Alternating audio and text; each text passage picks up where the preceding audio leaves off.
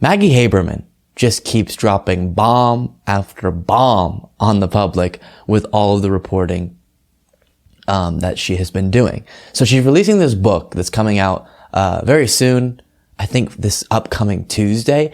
And there's very few Trump tell-all books that I'm interested in, because so often it's people who are within the administration trying to cash out on that now, when they never spoke out against Trump when it mattered, right? So often they wait till 2 years or something after it was relevant, and then they say, oh, I know all these horrible things about Trump. Yeah, we could have known that earlier. That would have been helpful. But Maggie Haberman, a journalist, has been clearly working her tail off to get all this information, because it is quite extensive. And so because the book is about to come out, different media outlets got their hands on it, and more revelations are coming. We've talked about previously some of the things that she outlines in this book that have been, released already. And now there's a few more that are just incredible. So the Washington Post does a piece on this that I'll put in the description, but we just have some highlights to look at put together by Mediaite. And the first is that, Trump apparently, according to Maggie Haberman's reporting. So this isn't necessarily 100% proven or anything like that, but it's the reporting she got from people around Trump. And apparently Trump wanted to fire his son-in-law, Jared Kushner, and his daughter, Ivanka Trump, over a tweet, over Twitter. So firing by tweet was not an unprecedented practice during the Trump administration, but according to Haberman, it nearly happened to Ivanka Trump and Jared Kushner. And this is an excerpt from the book.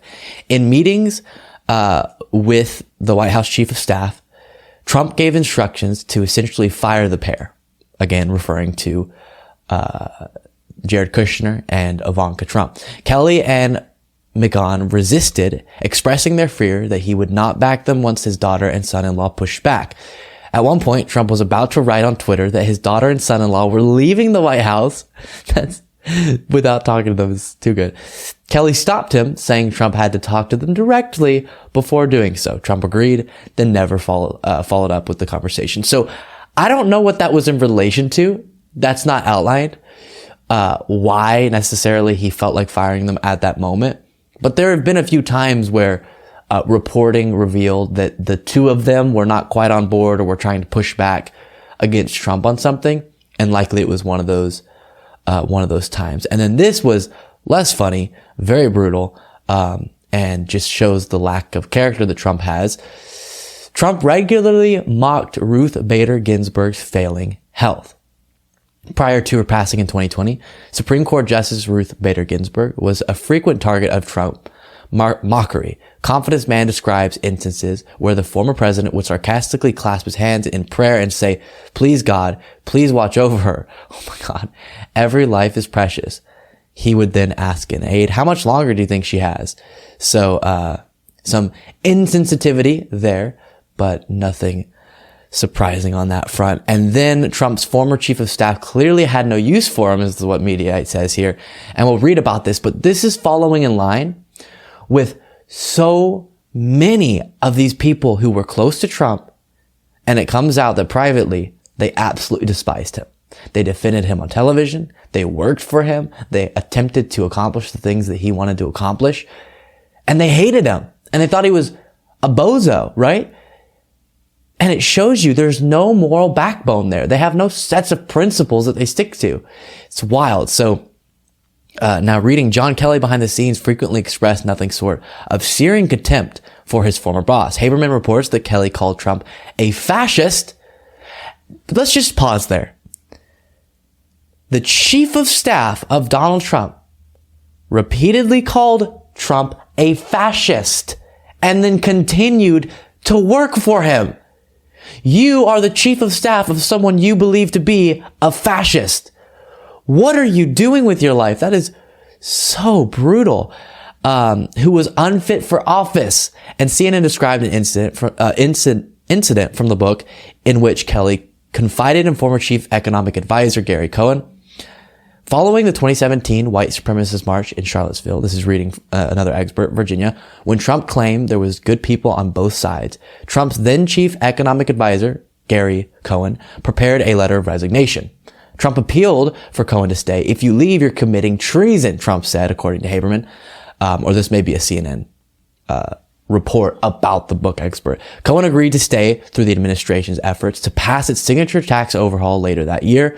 As Cohen left the Oval Office, Kelly whispered to him, "If I were you, I'd have shoved that paper up his effing ass," Haberman writes.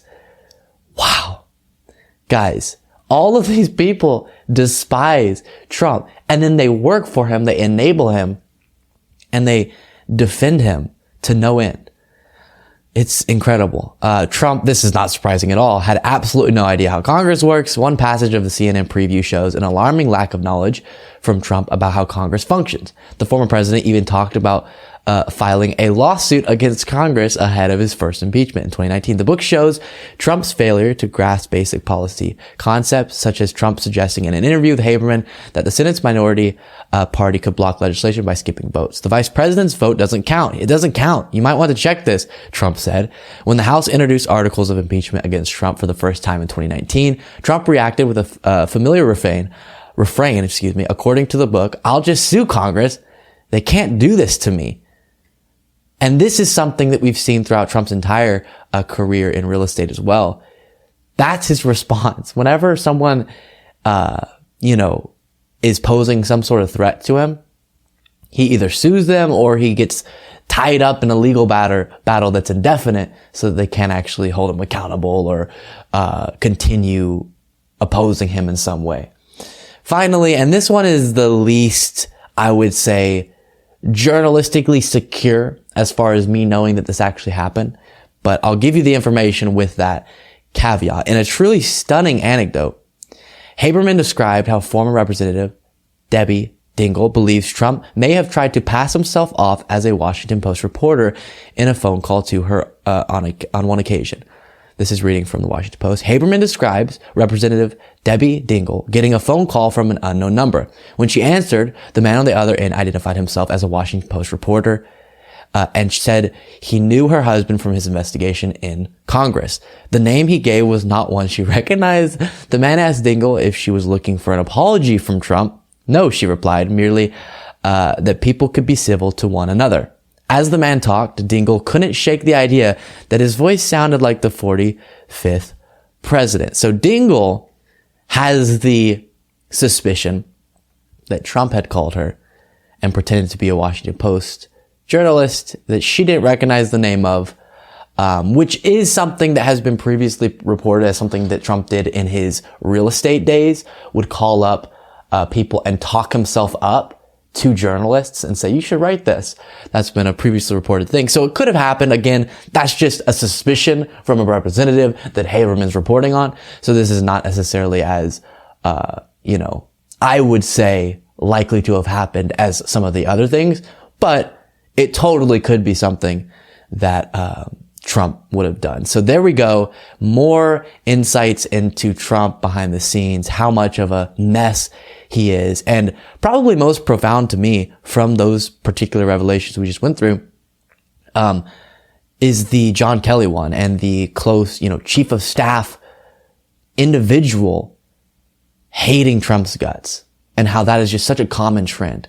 And to me, that doesn't reflect poorly on Trump as much as it reflects poorly on the individuals who stick by his side despite that, who don't speak out against him until sometimes years later. Obviously, it also reflects poorly on Trump himself, but these people have no principles. They have no moral backbone. And that's what allows them to enable, support, and work for Donald Trump while they're behind the scenes saying he might be a fascist. Wild stuff.